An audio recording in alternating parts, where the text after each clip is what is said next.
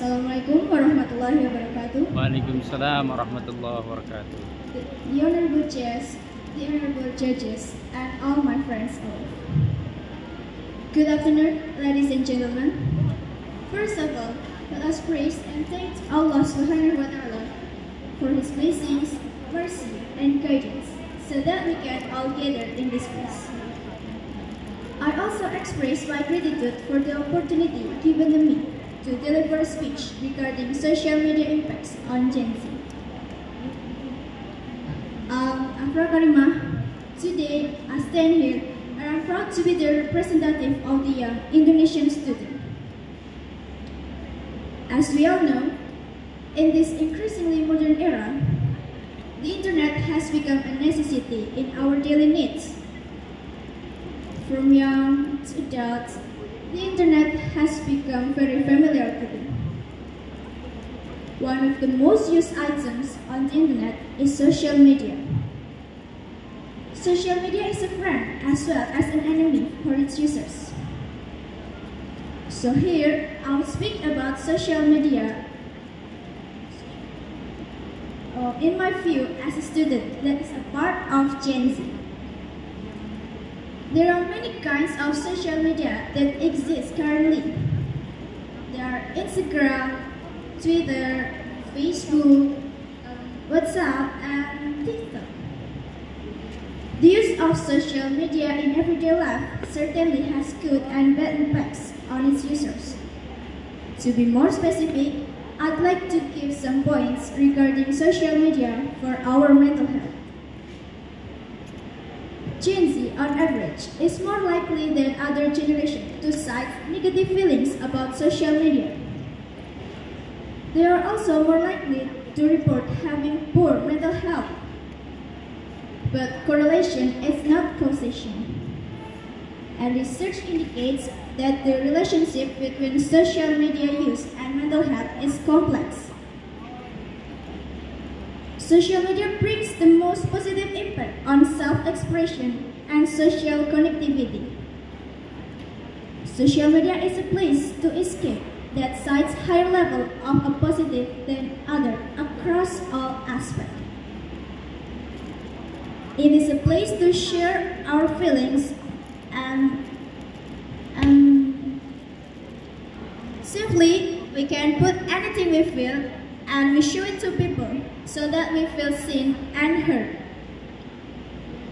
For mental support, we can also seek help from people globally, especially when in-person's research are limited or geographically inaccessible. Isn't that great? However, it also has bad impacts. Nowadays generation tends to communicate less with people around them in everyday life, as social media has taken over their time to socialize. There are things on social media that can make people feel down and small. Somehow, I can feel it myself. It's like the feeling of envy of seeing someone's achievement just exist. Surprisingly, people tend to compare their number of likes to what they post on social media. Isn't it ridiculous that even Instagram itself removed the likes count as they received an amount of demand to remove it, since people are irritated to see they have lower likes than the others? Does it even lower their self-esteem? Well, their mental health speaks for themselves. Ironically, for technology that is designed to bring people closer together, spending too much time engaging with social media can actually make you feel lonelier and more isolated, and trigger mental health problems such as anxiety and depression. So how do we deal with those social media's impacts? It's a really interesting concept because we usually think mostly about finding ways to use our social media less. But we should also think about how our profiles and account can be tools for our happiness. It's with that thought, we can explore the idea of how to use social media wisely and mindfully.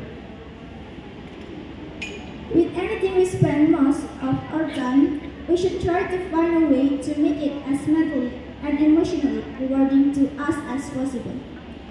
For example, we can interact the post and image you see. It's important that we don't just take in what we're seeing. Instead, we should take time to comment on what we're seeing. Another key thing to be noted is that people often don't use social media to interact with anyone. That's really crazy to think about.